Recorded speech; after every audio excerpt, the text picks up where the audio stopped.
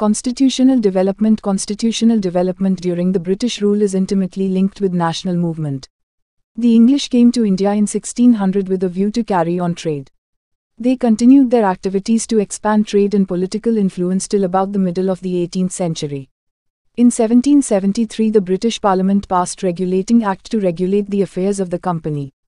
Thereafter the British government continued to extend the charter of the company every 20 years and passed Charter Acts in 1793, 1813, 1833 and 1853 to consolidate the hold of British government over the company. After the revolt of 1857 the British decided to take over the administration of India in their own hands and enacted Government of India Act 1858.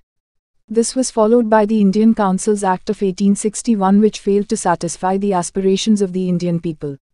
Therefore the Indian people started demanding expansion of the councils and enhancement of their powers. This demand grew strong after the founding of Indian National Congress in 1885. Certain concessions were made to the Indians under Act of 1892.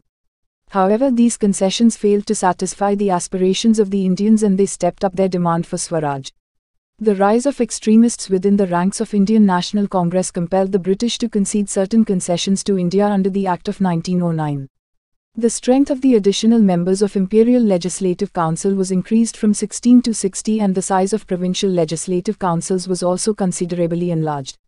Though the Act of 1909 suffered from several shortcomings, it definitely constituted an improvement over the existing conditions.